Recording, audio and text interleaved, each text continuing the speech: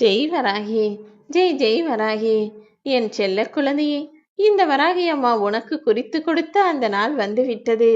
அதாவது உன் எதிர்பார்ப்பையும் பிரார்த்தனைகளையும் நிறைவேற்றி கொடுப்பேன் என நான் உனக்கு சொன்ன அந்த வேண்டுதல் இன்னும் 2 மணி நேரத்தில் நிகழத்தான் போகிறது. இதை நீ கேட்டு முடிக்கும் நேரத்திலேயே நீ எதிர்பார்த்த நல்ல செய்தி உன்னை தேடி வந்துவிடும் என் செல்லமே.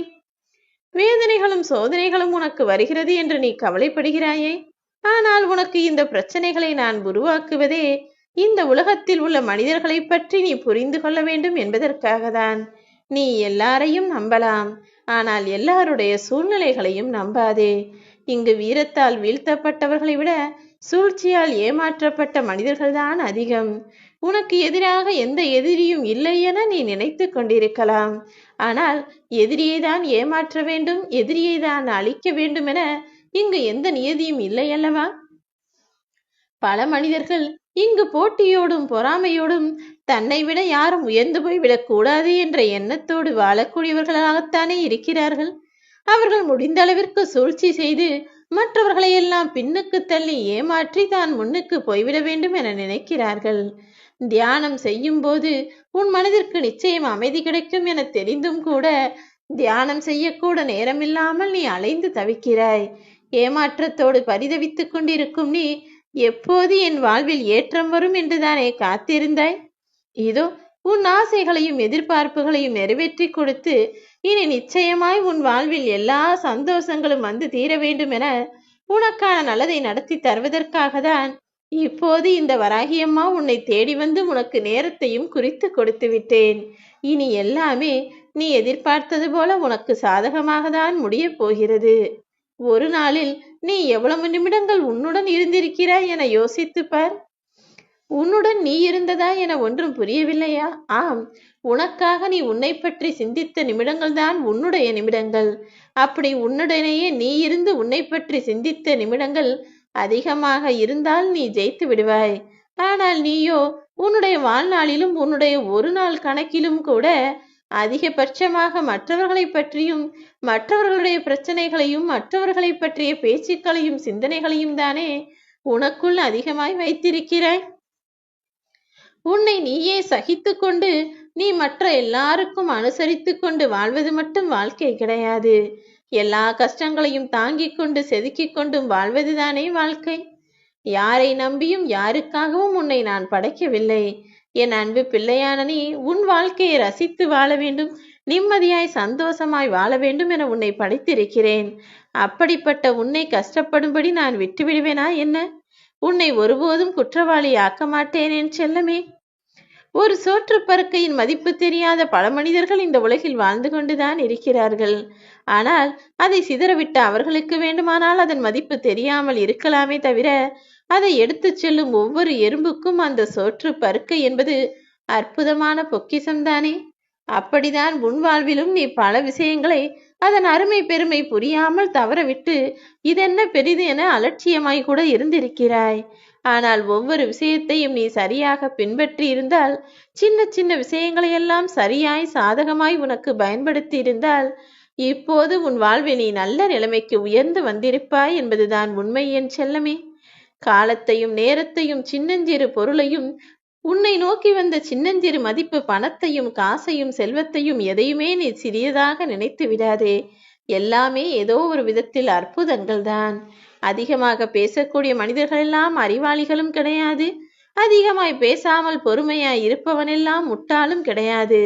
பேசுபவனை விட கேட்பவன் தான் புத்திசாலி என்பதை புரிந்து கொண்டு யார் என்ன பேசினாலும் அதை பொறுமையாய் கவனமாய் கேட்கக்கூடிய ஆளாக நீ இருக்க வேண்டும்.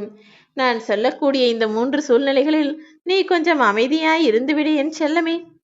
நீ கோபமாய் இருக்கும் போதும், உன் வாழ்க்கைக்கு உன்னுடைய வார்த்தைகளுக்கு மற்றவர்கள் மதிப்பு அளிக்காத போதும், அல்லது யாராவது உன்னை ஒதுக்கி வைக்க நினைக்கும் போதும் அவர்கள் இஷ்டத்துக்கே விட்டுவிட்டு நீ அமைதியாக இருந்துவிடு. இந்த 3 சூழ்நிலைகளில் நீ அமைதியாய் இருந்தாலே அதன் பிறகு எவ்வளவு பெரிய பிரச்சனைகள் வந்தாலும் உன்னால் சுலபமாக சமாளித்து விட முடியும்.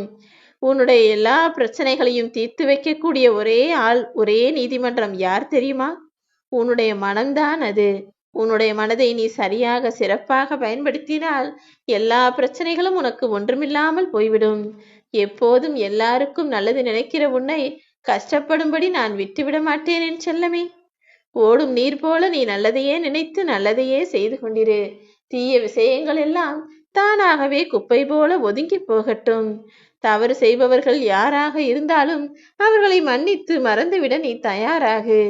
ஏனெனில் உனக்கான நல்லது நடக்கப் போவதற்கான நேரம் வந்துவிட்டதல்லவா?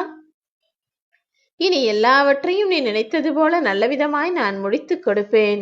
யாரையும் நம்பும் அளவிற்கு, சுலபமாய் நம்பி உன் வாழ்க்கையை பற்றி எல்லா விஷயங்களையும் சொல்லும் அளவிற்கு நீ மிகவும் ஏமாளியாக இருந்து விடாதே. இந்த உலகில் நீ எதிர்பார்த்த பல விஷயங்கள் நடக்காமல் போவதற்கு காரணமே உன்னுடைய அப்பாவித்தனமும் வெகுளித்தனமும், யதார்த்தமாய் நீ மனதில் பட்டதையெல்லாம் பேசக்கூடிய உன்னுடைய குணமும் தான். உன் வாழ்வில் மாற்றம் வர வேண்டுமானால், நீ ஏமாற்றங்களிலிருந்து விடுதலை பெற வேண்டுமானால், நீதான் கொஞ்சம் கவனமாக இருக்க வேண்டும். மாற்றத்திற்கும் ஏமாற்றத்திற்கும் பெரிய வித்தியாசங்கள் இல்லை. ஒரு மனிதர் அவர் குணத்தில் மாற்றத்தை உண்டாக்கிவிட்டால் அது இன்னொருவருக்கு ஏமாற்றம் ஆகிவிடும். நான் சொல்வதை நன்றாக யோசித்துப் பார். இது உன் வாழ்வில் நடப்பதை உன்னால் புரிந்து கொள்ள முடியும். ஒரு சில உண்மையான உறவுகள் தன் குணத்தில் மாற்றத்தை வரவழைத்ததால் தானே இப்போது நீ ஏமாற்றத்தோடு ஏங்கி போய் மனம் தவிக்கிறாய். உன்னை நம்புபவர்கள் யாராக இருந்தாலும் நீ ஒருபோதும் பொய் சொல்லாதே என் செல்லமே. அதே போல உன்னிடம் பொய் சொல்லக்கூடிய ஒருவரையும் நீ ஒருபோதும் இனி நம்பவும் வேண்டாம். ஒரு முறை அவர்கள் பொய் சொல்லிவிட்டால் அடுத்த முறை சுலபமாக மீண்டும் மீண்டும் பொய் சொல்லக்கூடியவர்களாக மாறியே விடுவார்கள். அதனால்தான் உன்னை ஏமாற்றுபவர்களிடமும் பொய் சொல்லிப்பவர்களிடமும் கவனமாக இருந்து கொள்ள சொல்கிறேன். யாரோ செய்த தவறுக்கும் யாரோ செய்யக்கூடிய பிழைக்கும் நீ ஏன் உனக்கு தண்டனை கொடுத்துக் கொள்கிறாய்? ஆத்திரம் என்பது அறிவை மட்டுப்படுத்திவிடும். ஆத்திரம் என்கிற கோபத்தை உன் வாழ்க்கையிலிருந்து தூரமாய் வைத்துவிடு. உன் மனதை காயப்படுத்தும்படி எந்த செயலையும் நீ செய்து கொள்ளாதே. உன்னுடைய சிந்தனைகள் என்பது உன் மனதிற்கு சந்தோஷத்தை மட்டுமே கொடுப்பதாக இருக்க வேண்டும். கனவுகளை நிஜமாக நினைத்து மகிழ்வதும் பல நிஜங்களை கனவுகளாக எண்ணி மறப்பதும் தானே வாழ்க்கையாக இருக்கிறது. எதெல்லாம் வாழ்வில் நடக்கவில்லையோ அதையெல்லாம் கனவாக நினைத்து நினைத்து சந்தோஷப்படக்கூடிய மனிதர்கள் இங்கு பல பேர் இருக்கிறார்கள்.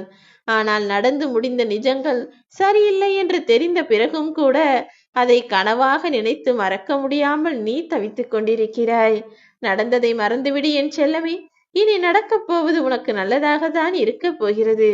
நீ எதிர்பார்த்த நல்ல செய்தி, உன் மனதை குளிர்விக்கக்கூடிய அந்த சந்தோஷ செய்தி கூடிய விரைவில் உன்னை தேடி வரும். இங்கு எத்தனை கோடி மனிதர்கள் இருக்கிறார்களோ அத்தனை கோடி பேரும் ஆளுக்கு ஒரு நியாயத்தை வைத்துக்கொண்டு தான் செய்வதுதான் சரி என சொல்லிக்கொண்டு உழவுகிறார்கள். நீ வருந்தாதே. உன் வாழ்க்கைக்கு எது நியாயமோ, எது நேர்மையோ, எது உண்மையோ, எது வெற்றியோ அதை நிச்சயம் உனக்கு கிடைக்கச் செய்வேன். உன் வாழ்வில் நீ எதிர்பார்த்த எல்லா நல்ல விஷயங்களும் நிச்சயம் நடக்கும்.